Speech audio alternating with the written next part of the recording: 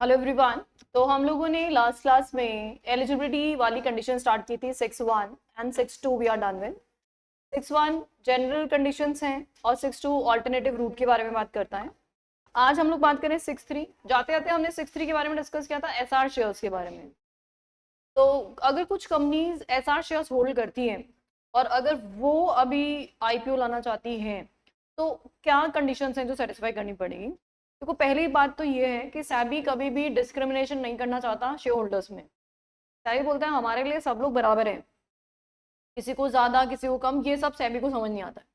तो सैबी बोलता है कि ठीक है, तुम्हारे पास पुराने जो हैं उसका तो कुछ नहीं कर सकते, लेकिन अब जो नए शेयर्स इशू करोगे वो सिर्फ और सिर्फ कौन से वाले होंगे, ऑर्डिनरी शेयर्स वाले होंगे। मतलब अब आप एसआर शेयर्स जैसा कोई नया शेयर इशू नहीं कर सकते। ठीक है, तो first of all what it says, if an issuer has issued SR equity shares, किसको? प्रमोटर एंड फाउंडर को। ऑब्वियसली उन्हीं के पास होंगे एसआर शेयर और किसी के पास नहीं हो सकते, क्योंकि उनकी कंपनी है, उनका आइडिया है, इनका इनोवेशन है, तो उनको ज़्यादा वोटिंग राइट्स मिलने चाहिए। उसके चलते हुए उनको ज़्यादा वोटिंग राइट्स हैं तो it's okay. The said issuer shall be allowed to do IPO, किसका? ओनली ऑर्डिनरी शेयर्स का, for listing on the main board. Main board क्या होता है?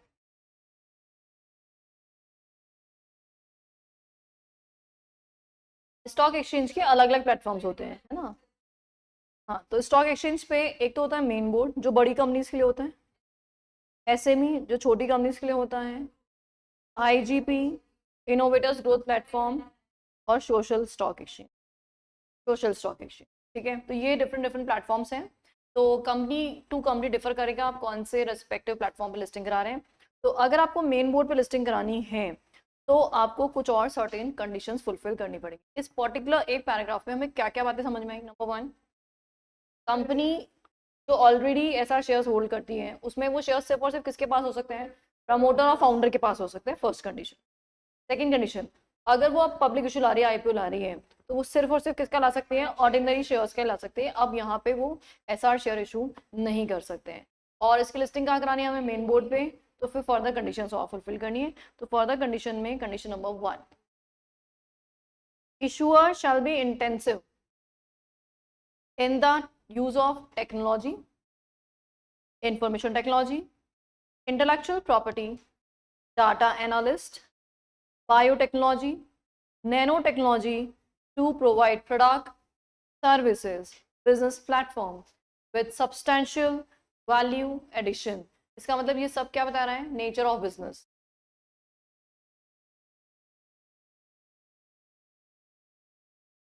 मतलब किस टाइप का बिजनेस हो सकता है वो। तो वो सारे बिजनेस, मतलब टेक्नोलॉजी वाले बिजनेस ही चलेंगे, यहाँ पे कोई नॉर्मल ऑर्डिनरी बिजनेस की बात हम नहीं कर रहे हैं। नंबर 2, नेटवर्थ, किसका? एसआर शेयर होल्डर्स का, as determined by the registered valuer. तो इवैल्यूएशन भी किसने किया? मतलब ऐसे नहीं हम खुद से बोल रहे हैं, कौन डिसाइड कर रहा है value? Registered valuer. Shall not be more than what? 1000 crore rupees. तो 1000 करोड़ से ज्यादा नहीं होना चाहिए। क्या ये बात समझ में आ गई है? तो जो एसआर शेयर होल्डर है, अगर उसका नेटवर्थ ऑलरेडी खुद का इतना ज्यादा है तो उसको एसआर शेयर की क्या जरूरत है भाई। तो इसलिए उन्होंने बोला कि उनका अगर नेटवर्थ 1000 करोड़ से ज्यादा है तो उस कंडीशन में हम एसआर शेयर रखने नहीं देंगे, फिर आपको ऑर्डिनरी शेयर में कन्वर्ट करना पड़ेगा। अच्छा, साथ ही में while determining the individual net worth of SR shareholder, his investment या shareholding in other listed companies shall be considered, but not that of his shareholding in the issuer company। मतलब जिस company जो IPO लेके आ रही है उसमें भी तो इन्वेस्टमेंट है ना उसका, तो उस कंपनी में जो इन्वेस्टमेंट उसने किया हुआ है ना उसको काउंट मत करना, इसको काउंट करना, अदरवाइज इन्वेस्टमेंट्स को काउंट कर लेना। तो जो अदरवाइज इन्वेस्टमेंट्स हैं सिर्फ और सिर्फ उन्हीं का कैलकुलेशन हम करेंगे, रजिस्टर्ड वैल्यू वैल्यूएशन करके बताएगा, and that shall not exceed how much?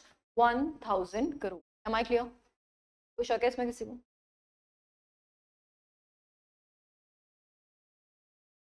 Yes, मतलब अगर आप टेक्नोलॉजी, नैनो टेक्नोलॉजी, बायोटेक्नोलॉजी के बिजनेस में डील करते हैं और आपके पास एसआर शेयर्स हैं तो ही आप यहाँ पे आईपीओ ऑर्डिनरी शेयर का ला पाओगे। अगर मान लो नॉर्मल बिजनेस है, मान लो होटल चेन बनाती हूँ मैं, होटल्स बिजनेस है, मेरी होटल इंडस्ट्री है, उसमें तो कोई टेक्नोलॉजी नारायण ठाकुर जी का कोई बात ही नहीं है। तो अगर मेरे पास SR शेयर्स हैं तो सेबी मुझे परमिशन नहीं देगा IPO लाने की। ठीक है, चलें, क्या ये दोनों कंडीशन समझ में आ गई सबको अच्छे से?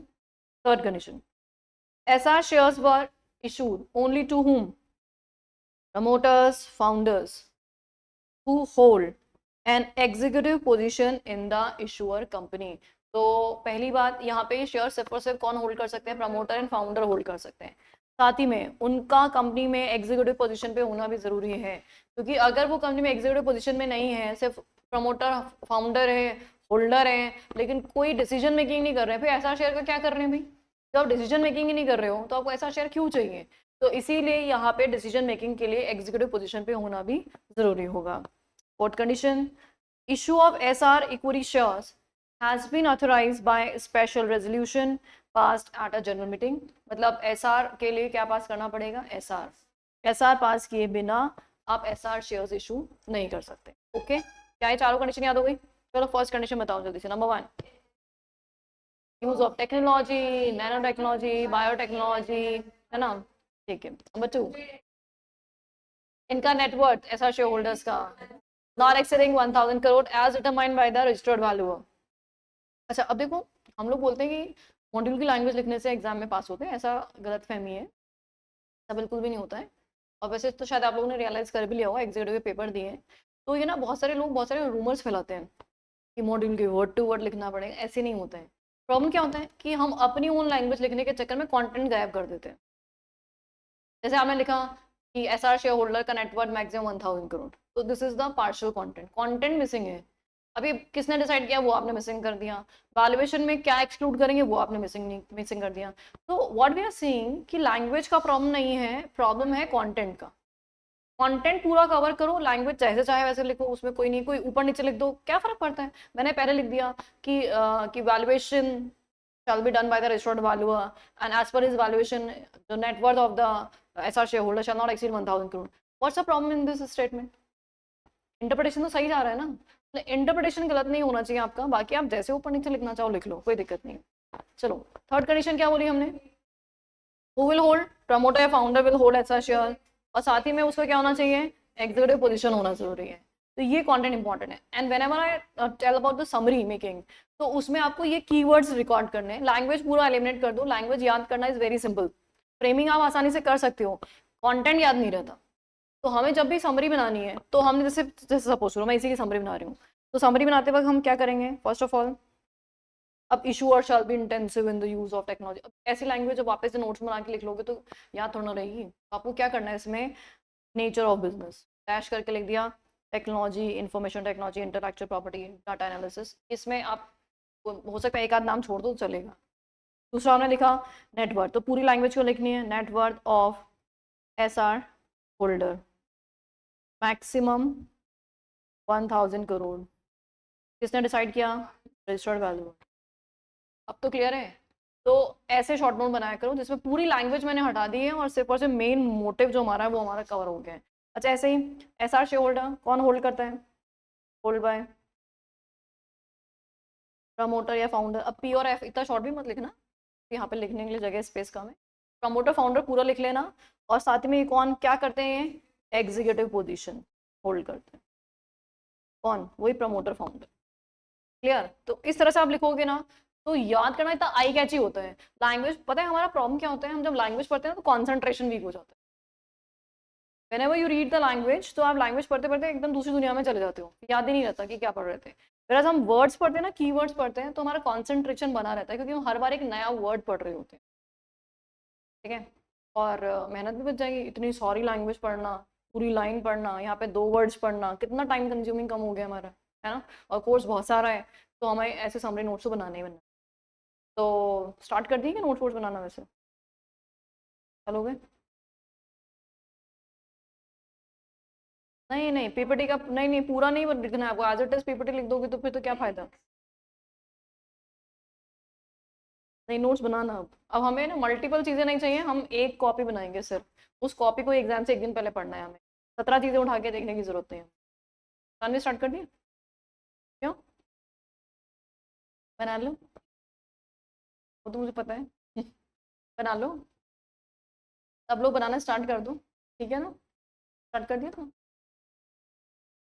चल रहे हैं, स्टार्ट हो गए, ठीक है फाइन। नेक्स्ट कंडीशन में मूव ऑन करते हैं, condition number 5, that is what, SR equity shares have been issued, कब इशू हुए थे? प्रायर, किसके प्रायर? डीओडी के प्रायर, ड्राफ्ट जो हमने प्रोस्पेक्टस फाइल किया था उससे पहले, एंड साथ ही में held for a period of at least how many months prior to the filing of red herring prospectus। तो red herring prospectus से तो 3 महीने पहले, और मतलब ऑफर डॉक्यूमेंट है ऑब्वियसली, ऑफर डॉक्यूमेंट से तो 3 महीने पहले, और डीओडी से पहले इशू हो चुका था। तो 2 डेट्स याद रखनी है, डीओडी से तो प्रायर और ओडी से 3 months प्रायर हेल्ड इशू। जिस दिन हम ओडी की डेट देखेंगे उसमें देखेंगे कि कम से कम 3 महीने हुए, क्या पता चला कि आईपीओ लाने से पहले इन्होंने 1000 शेयर इशू कराए हैं, है ना, मैनिपुलेशन करने के चक्कर में कि भैया ज्यादा शेयर अभी तो लेके बैठ जाओ, बाद में तो ज्यादा शेयर मिलेंगे नहीं एसआर वाले, है ना। तो ऐसा तो नहीं किया है कि कंपनी ने, तो वो जरूर इंश्योर किया जाएगा यहाँ पे, ठीक है। नेक्स्ट कंडीशन,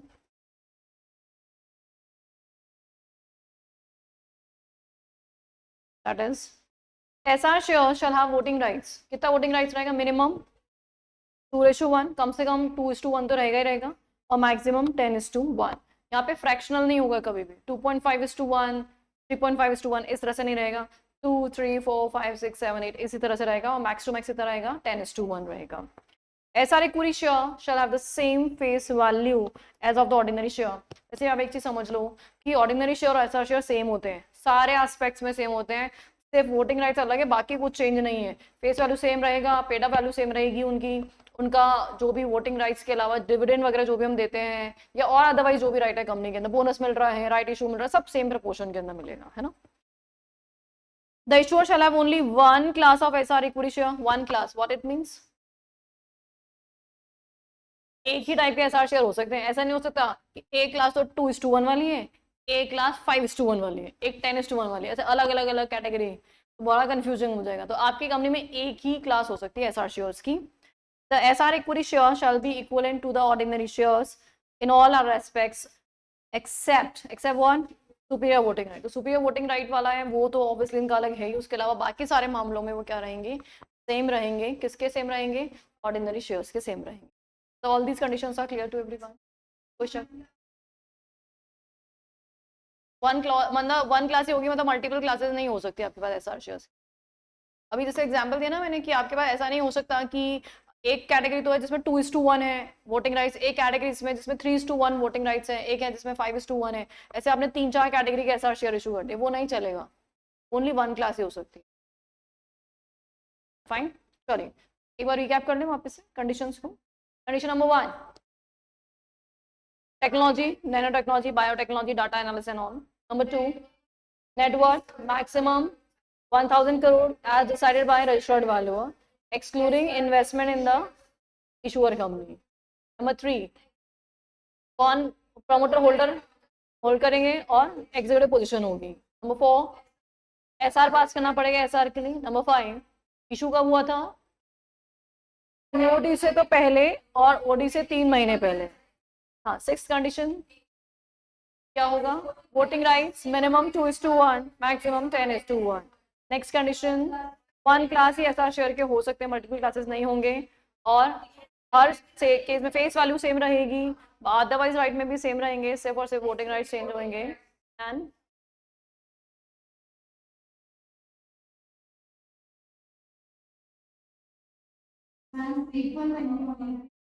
हाँ, वो तो बिल्कुल वो चीज़ तो 2 बार रिपीट, ठीक है, वो तो हो गया, ठीक है, डन। चलिए अब है next regulation number 103, that is what? Eligibility requirement for FPO. Eligibility requirement for FPO, अभी आईपीओ की पढ़ी थी ना हमने 6 में, रेगुलेशन 6 वाज आईपीओ, अब पढ़ रहे हैं एफपीओ की। तो जो आईपीओ में पढ़ी थी उसमें से कम कर दो बस। कौन सी आएगी? 2 कंडीशंस आएंगी, एक आएंगी? हाँ, वो सही बात है। तो यहाँ पे हमें 2 कंडीशंस दे रखी है 103 में, दैट इज व्हाट? नंबर 1, एक तो name change during the last year, तो name change during the last year किया है तो वही 50% वाली condition as it is applicable है। एटलीस्ट 50% रेवेन्यू किससे अर्न होना चाहिए, नेम चेंज एक्टिविटी से। और अगर ये नहीं है तो ऑल्टरनेटिव यहीं दे दिया इसमें, अलग से रेगुलेशन नहीं, इसी में है। और ऑल्टरनेटिव की क्या कंडीशन थी, 75% QIBs के थ्रू आएगा और वो बुक बिल्डिंग के थ्रू आता है, नॉन अंडर रिटर्न होता है ना, और नहीं आया तो पूरा refund. Issuer not satisfying sub regulation number 1, so the issuer undertakes to allot at least 75% of net offer to the QIBs through what process, book building process, and refund full subscription if it fails to make the said minimum allotment to the QIBs. Is there any confusion? समझ में आ गया सब कुछ sir? चलो next is regulation number 7 and regulation number 104.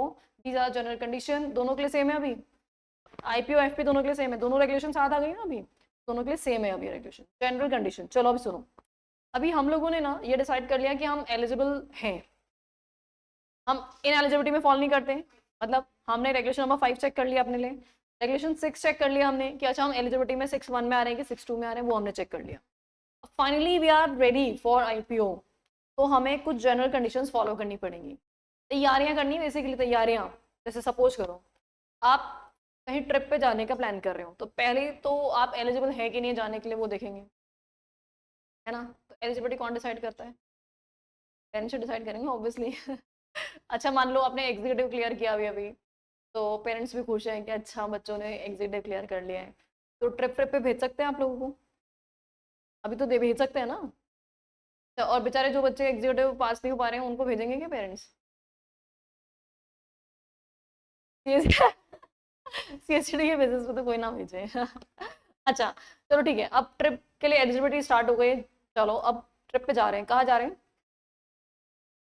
Which place, Manali, okay, और Jaipur and Manali, अरे hill station पसंद है, देन कहाँ जाएंगे, मनाली, क्या सबको मनाली पसंद है? Manali Manali is not that good, इसे तो कश्मीर चले जाओ यार। चलो हाँ केरला या फिर अच्छा मध्य प्रदेश। चलो सबसे बढ़िया है अंडमान, अंडमान बहुत ही पीसफुल, बहुत ही प्यारा, आउटस्टैंडिंग। चलो अंडमान चलते हैं। अच्छा अंडमान जा रहे हैं तो अब तैयारियां करनी है हमें, तैयारियां क्या तैयारियां करोगे सबसे पहले? तो टिकट बुक कराओ भाई, सबसे पहला काम होता है टिकट बुक। फ्लाइट के टिकट बहुत महंगे हो जाते हैं लास्ट मोमेंट पे, तो सबसे पहले टिकट बुकिंग कराते हैं हम। और टिकट बुक कराने के लिए क्या चाहिए होगा, जैसे आप मान लो 4 फ्रेंड्स आ रहे हैं तो एक ही जना टिकट बुक कराएंगे या चारों अलग अलग कराएंगे? एक ही जना कराएगा, पता चला कि चारों की सीट्स अलग अलग हो गई, लफड़ा हो जाएगा बहुत भयंकर। तो इसके लिए चारों का एक ही जना काम करेंगे, तो उस एक जने को क्या चाहिए होगा, सबके पासपोर्ट क्यों चाहिए, अंडमान इंडिया में ही है। अरे हाँ तो वीजा पासपोर्ट कुछ नहीं चाहिए। आपकी आईडी चाहिए बस, कोई भी आईडी, आधार वाधार जो भी चाहिए ना, इंडिया में नहीं लगता ये सब कुछ। अच्छा चलो ठीक है, फिर उसके बाद हमने आईडी इकट्ठी करी और बाकी फ्रेंड्स को बोलना पैसे जमा कराएं आपके अकाउंट में, तभी तो टिकट बुक होगा ना, सबके पैसे आप थोड़ा दोगे एक बार में। तो बोले टिकट मान लो सपोज करो हमारा जाने आने का जो टिकट बन रहा है दैट इज ऑफ से 20,000 रुपीज़ का पर पर्सन, तो 20,000 का अगर टिकट है तो आप बाकी के जैसे 4 फ्रेंड्स आ रहे हैं तो 20,000 तो आपके खुद के, बाकी 3 फ्रेंड्स के 60,000 रुपीज़ उनसे लोगे। तैयारियाँ चल रही है अभी। फिर उसके बाद ये टिकट बुक हो गया, फिर देखोगे होटल्स कौन से बुक करने हैं। अब कुछ लोग क्या करते हैं वहाँ जाके बुक करते हैं, दैट इज़ वेरी रिस्की। कुछ लोग बोलते हैं यार ऐसे नहीं करेंगे, यहीं से बुक करके जाएंगे। फिर होटल बुकिंग हो गई, अब तीसरा स्टेप में क्या करोगे, अब फाइनली शॉपिंग स्टार्ट। ऐसा ही होता है, तैयारियां करनी पड़ती है। जो काम कर रहे हो उसके लिए प्रिपरेशन बहुत जरूरी होती है ना। एग्जाम की भी तैयारियां होती है, घूमने की भी तैयारियां होती है, हर चीज़ की तैयारी होती है, प्रिपरेशन। इवन और तो कुछ नहीं, घर पे गेस्ट आ रहे होते हैं ना, उसकी भी तैयारियां कराती है मम्मी बहुत सारी, होते कि नहीं होते? कैसी तैयारियां कराती है घर पे? सफाइयाँ कराती है सबसे पहले तो, और नंबर 2 नया क्रॉकरी निकलेगा सबसे पहले तो बाहर, और बहुत सारी चीज़ें मंगाएंगी, ऑर्डर करेंगे, पता नहीं क्या क्या करेंगे, है ना। तो इसका मतलब छोटे से छोटे इवेंट के लिए तैयारियां होती हैं। तो ये तो पब्लिक इशू है भाई, तैयारियां तो बनती हैं। अब पब्लिक इशू में कैसी तैयारी नंबर 1, एक बात बताओ मुझे, यहाँ पे जितने भी शेयर इशू किए जाएंगे वो लिस्ट होंगे कि नहीं होंगे? होंगे ना, कहाँ लिस्ट होंगे? तो भाई साहब आप स्टॉक एक्सचेंज में लिस्टिंग करने के लिए जा रहे हो, स्टॉक एक्सचेंज से पूछे बिना लिस्टिंग करा लोगे क्या? तो सबसे पहले तो किसकी अप्रूवल लेनी है हमको? स्टॉक एक्सचेंज से अप्रूवल लेनी है। प्लस यहाँ पे जितने भी शेयर्स इशू किए जाएंगे वो कौन से फॉर्मेट में इशू किए जाएंगे? डीमैट। तो डीमैट की सर्विसेज कौन देता है हमें? तो क्या डिपॉजिटरी से एग्रीमेंट करना पड़ेगा कि नहीं करना पड़ेगा? सही बात है एकदम। अच्छा, इवन जो भी अब हम लोगों को बोल रहे हैं शेयर डीमैट में होना चाहिए, तो भाई ऐसा है जो बोल रहा है कम से कम उसके शेयर्स तो डीमैट में करा लो। देखो लीडर्स के एक्शंस ही उनके फॉलोअर्स को इन्फ्लुएंस करते हैं, बोलने से नहीं होता कुछ भी, हमेशा क्या होता है, करने से होता है। अगर सपोज करो आपके घर में जो बड़े हैं वो बोलते हैं मीठा नहीं खाना चाहिए, मीठा नहीं खाना चाहिए, मीठा नहीं खाना चाहिए, और वो खुद ही बहुत ज़्यादा मीठा खाते हैं, तो फिर आप क्या बोलोगे? खुद, हाँ खुद तो इतना मीठा खाते हैं, हमें मना कर रहे हैं। मुंह पे नहीं भी बोलो तो भी ऐसे लगेगा ना, रहने दो। तो व्हाट इट मीन्स, पहले खुद को फॉलो करना पड़ता है, फिर फॉलोअर्स फॉलो करते हैं। हम बोल रहे हैं शेयर डीमैट में, डीमैट में, डीमैट में, तो भैया यहाँ पे लीडर कौन है? प्रमोटर। भैया प्रमोटर के सारे शेयर्स भी किस में होने चाहिए? डीमैट में ही होने चाहिए। अच्छा, एक और बात बताओ मुझे, अगर मान लो इस क्लास में एकदम पढ़ने वाला एनवायरनमेंट है, स्टूडियस, और एक नया बच्चा आता है जो बहुत नटोरियस है, तो वो कैसा बिहेव करेगा क्लास में? पढ़ने वाला कि बहुत ही नॉटी? पढ़ने वाला, क्योंकि क्लास का एनवायरनमेंट पढ़ने का है, तो चाहे वो नॉटी होगा लेकिन स्टिल वो नटोरियस कहाँ शो करेगा? क्लास के बाद। एटलीस्ट क्लास जब चल रही है तब उसकी हिम्मत नहीं होगी कुछ भी ऊटपटांग करने की, है ना? वेयर एज तो क्लास में ही एकदम हाल बेहाल है, कोई कुछ भी कर लेता है, कुछ भी होता रहता है, कोई डिसिप्लिन नहीं है, तो नया स्टूडेंट आएगा वो भी क्या करेगा? इनडिसिप्लिन ही होएगा, है ना? इसका मतलब एग्जिस्टिंग लोगों को देख करके नए लोग एक्ट करते हैं, ऐसा होता है कि नहीं होता? एग्जैक्टली कंपनी के एग्जिस्टिंग मेंबर्स कांडगारी हैं, मतलब कॉल्स पे नहीं करते हैं, अरियर करते हैं, तो क्या उनको देख करके नए मेंबर्स का मन नहीं करेगा अरियर करने का? करेगा ना? तो इसका मतलब ये है भाई, जितने भी एग्जिस्टिंग मेंबर्स हैं ना जिन्होंने फुल्ली पेड नहीं किया हुआ है, उन सबके शेयर्स को फोरफिट करके हटाओ, मतलब सारी गंदी चीज़ें हटाओ, ताकि इंप्रेशन खराब ना हो नए लोगों पे। तो जितने भी एग्जिस्टिंग शेयर्स हैं उन पे कॉल मंगाई जाएगी पार्टली पेडअप पे, और फुल्ली पेडअप नहीं होते तो शेयर फोरफिट करके खत्म कर दिए जाएंगे। और एक और कंडीशन है फॉर्म अरेंजमेंट, उसको मैं बताऊंगी क्या करना है, पहले एक बार इन कंडीशंस को देखते हैं। नंबर 1, एप्लीकेशन टू वन और more stock exchange to seek in principle approval. क्या लेना है?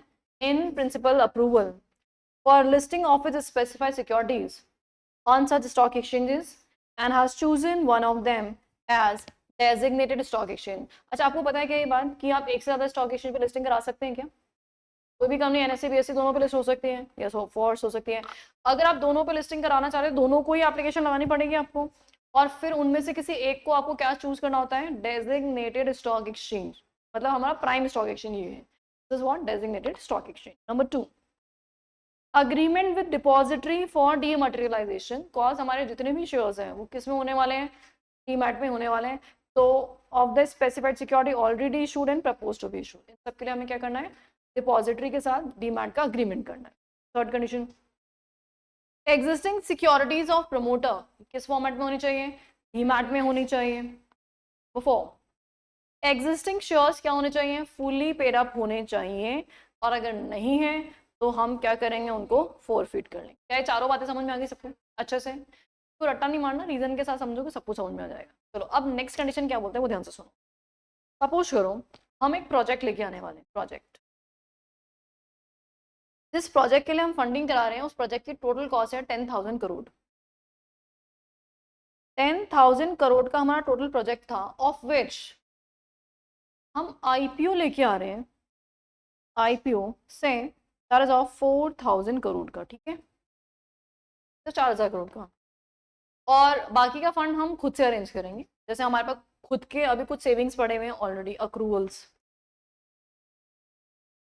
तेरा सपोज हमारे पास 2,000 करोड़ तो खुद ने हमने सेव कर रखा है, हमारे रिजर्व्स, एक्यूमुलेटेड प्रॉफिट्स, ये सबको 2,000 करोड़ के तो ऑलरेडी हैं, तो हमने बोला 2,000 करोड़ तो हम खुद का फंड यूज करेंगे ना, और बाकी कितना बचा? 4,000 करोड़। तो जो बैलेंस 4,000 करोड़ है वो हम कहाँ से लेंगे? लोन लेंगे, ठीक है। तो अब है ना, ये सारे सोर्स ऑफ फंडिंग हम बता रहे हैं, तो इससे है ना मेंबर्स को थोड़ा सा टेंशन हो गया। क्या टेंशन हो गया मेंबर्स को? मेंबर्स सोच रहे हैं कि यार अगर हमने 4,000 करोड़ दे दिया तो 2,000 करोड़ तो इनके पास खुद के पास पड़ा है, वो तो ठीक है, और अगर कल को इनको लोन नहीं मिला तो प्रोजेक्ट इनिशिएट ही नहीं हो सकता। फिर मान लो लेंडर ने लोन देने से मना कर दिया, तो प्रोजेक्ट कैसे चलाएंगे फिर? तो मेंबर्स आर स्कैर्ड, सभी बोलते हैं मेंबर्स को स्कैर्ड करने की जरूरत नहीं है। आप क्या करो, अच्छा आप कंपनी के लिए भी एक परेशानी है, क्या कंपनी पहले से लोन लेके बैठ जाए? अब कंपनी को भी एक आपदा है, क्योंकि अगर लोन पहले से लेके बैठ गई और मान लो पब्लिक इशू फेलियर हो गया तो फिर दिक्कत हो जाएगी, क्योंकि कंपनी को तो इंटरेस्ट पर डे का हिसाब से इंटरेस्ट पे करना पड़ जाएगा। जब तक सारी फंडिंग हमारे पास नहीं आ जाती तब तक हम पहले से लोन कैसे ले लें? तो ऐसे में देखो लोन सैंक्शन तो कराया जा सकता है ना, लेकिन डिसबर्स मत कराना। इंटरेस्ट तो कब से लगता है? जब से डिसबर्समेंट होता है, सैंक्शन के डेट से थोड़ा ना इंटरेस्ट लगता है। तो अगर हम यहाँ पे फॉर्म अरेंजमेंट कर लें, कितना, इस 4,000 करोड़ का 75%, कितना 75% ऑफ दिस 4,000, ये 4,000 करोड़ कौन सा अमाउंट है? कौन सा वाला? जो टोटल प्रोजेक्ट कॉस्ट है ना, इसमें से एक तो आईपीओ का पैसा माइनस कर दिया, प्लस जो हमारे पास ऑलरेडी फंड्स हैं अक्रूवल्स हैं वो माइनस कर दिए। जो बैलेंस बचा हुआ फंड था जिसपे डाउट था, उसका कम से कम 75% आपको क्या कर लेना है? फर्म अरेंजमेंट कर लेना। अगर आप ऐसा कर लेते हैं तो मेंबर्स को भी शांति हो जाएगी, कंपनी के लिए भी कन्वीनियंट है, सारा काम सही से हो जाएगा। तो this is what the last condition, what it says, firm arrangement of finance, how to verifiable means towards project cost minus public issue minus accrual, इसका कितना परसेंटेज? 75%। M I clear? क्या ये आपको पांचों कंडीशन समझ में आ गई है? रेगुलेशन कौन सा चल रहा है? 7। तो रेगुलेशन नंबर 7(1) में A B C D E, ये 5 कंडीशन हमने करी हैं। अब कनिका क्या बोल रहे हो बेटा, वापस बोलो। लास्ट वाली कंडीशन ऐसा बोलता है कि जितना हम किसी प्रोजेक्ट के लिए जो फंडिंग करने वाले हैं ना, उस फंडिंग में से कुछ पैसा तो आईपीओ के थ्रू आ जाएगा, कुछ पैसा आपका अक्रूवल जो आपके पास ऑलरेडी है वहां से आ जाएगा। तो बैलेंस जो बचा उसी का तो डाउट है ना हमें। तो जिसका डाउट है उसका 75% आपको फर्म अरेंजमेंट करना है, फर्म कमिटमेंट करना है कि ये पैसा यहां से आएगा। यहाँ मतलब लोन सैंक्शन हो गया बेसिकली। हाँ, ऑफर डॉक्यूमेंट में डालेंगे हम कि हमने इस बैंक से ये लोन सैंक्शन करा लिया है, हमारी प्रोजेक्ट कॉस्ट टोटल इतनी थी, इसमें से इतना आईपीओ आ रहा है, इतना हमारे पास अक्रूवल्स हैं, बाकी के बैलेंस का हमने लोन का अरेंजमेंट ऑलरेडी कर लिया है। मतलब loan is being sanction by this particular bank, मतलब आइडेंटिफिएबल सोर्स होना चाहिए।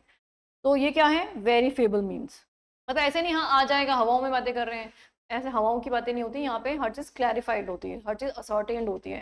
तो हमने सोर्स बता दिया, आईसीआईसीआई बैंक से हमें इतना लोन जो है वो डिस्पर्स हो जाएगा अगर ये आईपीओ सक्सेसफुल रहा तो, ठीक है। तो हो गया ना फॉर्म अरेंजमेंट, आने का क्लियर? फाइन। अब सब रेगुलेशन नंबर 2 पे बढ़ते हैं, जनरल कॉर्पोरेट पर्पसेस। अब देखो ऐसा है कि खर्चे बहुत होते हैं कंपनी में, और ऐसा ना हो कि कहीं मेन मुद्दे से हट करके हम अदरवाइज खर्चे करने स्टार्ट कर दें तो मेन मोटिव पूरा नहीं हो पाएगा हमारा। तो जो हमारा मेन ऑब्जेक्टिव है, जिस पर्पस के लिए फंड रेजिंग हो रहा है, मैक्सिमम पैसा उस मोटिव में ही लगना चाहिए। अगर आपके डे टू डे ऑपरेशंस के लिए खर्चा करना है तो जनरल कॉर्पोरेट पर्पसेस के लिए मैक्सिमम 25% ही खर्च हो सकता है of money raise by the issuer, maximum 25%, इसके बियॉन्ड आप नहीं जाएंगे। किस पर्पसेस के लिए? जनरल कॉर्पोरेट पर्पसेस के लिए। Am I clear? कोई कंफ्यूजन नहीं है बेटा, 25 ही है, अभी 35% अलग है वो कंडीशन। हाँ 25 ही है, 35 अभी नेक्स्ट कंडीशन आएगी अभी, है ना। तो 25% किसका है? जनरल कॉर्पोरेट पर्पसेस का कितना परसेंटेज है? 25%। Am I clear? चलो नेक्स्ट कंडीशन क्या बोलता है, नेक्स्ट कंडीशन को थोड़ा ध्यान देंगे, मैं लैंग्वेज बाद में पढ़ूँ, पहले समझा दूँ, पहले समझ लो कि क्या कहना चाह रहा है, फिर बाद में हम इसको रीड कर लेंगे। Let's have a look. देखो ऐसा है कि कंपनी ने फंड रेज किया, तो फंड रेज किया किसी प्रोजेक्ट के लिए, किसी ऑब्जेक्टिव के लिए, है ना। तो हमारा एक ऑब्जेक्ट है, उस ऑब्जेक्ट के लिए हमने क्या किया है? फंड रेज किया है।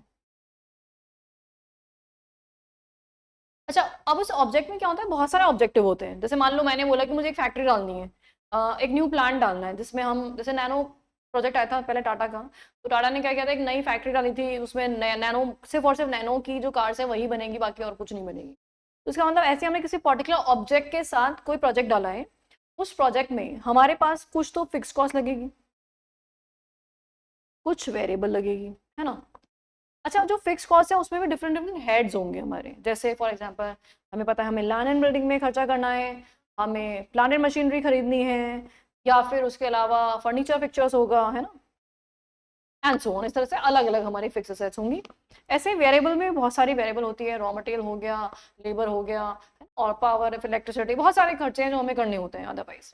अच्छा, अब कभी कभी कुछ चीजें ऐसी होती, जैसे मान लो हमारा रिसर्च एंड डेवलपमेंट, ये भी हमारा फिक्स कॉस्ट ही है। R&D करना बहुत जरूरी होता है, बिना उसके किसी भी प्रोडक्ट को लॉन्च नहीं किया जा सकता, तो इसमें भी काफी हैवी कॉस्ट अगर होती है। अब अगर मान लो R&D वाला हेड है, तो इस हेड पर मुझे नहीं पता कि कितना खर्चा होगा, अनसर्टेन है ना ये हेड। मैंने ये तो लिख दिया कि R&D पे खर्च करेंगे, लेकिन कितना होगा ये तो प्रैक्टिकली करेंगे जब भी पता चलेगा। ऐसे नहीं पता, इस पे कितना भी हो सकता है।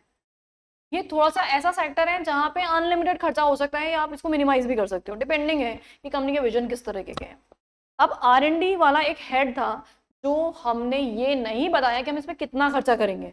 सपोज हमारा टोटल जो फंड रेजिंग था दैट वाज से 1000 करोड़, और ऑफ दिस IPO साइज हमने क्या किया, लैंड एंड बिल्डिंग डिसाइड की कि हम लैंड एंड बिल्डिंग जो खरीदेंगे that would amount to 100 crore, plant and machinery that will amount to say 200 crore, furniture fixture that is of say 10 crore.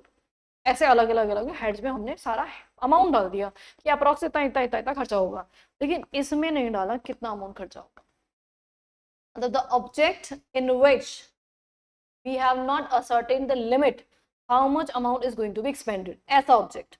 तो ऐसे ऑब्जेक्ट अगर हैं तो उन ऑब्जेक्ट्स में आप कितना खर्चा कर सकते हैं, maximum 25%। How much, maximum 25%। Am I clear? बात समझ में आ गई सबको ये? अच्छा, एक तो ये हुआ मैक्सिमम 25%, और एक हेड और कौन सा था हमारा, जनरल कॉर्पोरेट पर्पसेस। इसमें भी मैक्सिमम कितना कर सकते हैं, 25%। लेकिन जब दोनों को मिलाएंगे ना तो मैक्सिमम कर सकते हैं 35%। तो किसी भी केस में जनरल कॉर्पोरेट पर्पसेस एंड जो अदर ऑब्जेक्ट्स हैं जिसमें आपने फिक्स नहीं किया है कोटा भी, तो उन दोनों को मिला करके 35% के बियॉन्ड आप नहीं जाएं। समझ में आएगा सबको ये बात? All set? लैंग्वेज पढ़ दूं? तनिका समझ में आ गया क्या? और बाकी लाइव वाले बच्चों को, अनुश्री, पल्लवी? ठीक है, तो लैंग्वेज पढ़ते हैं।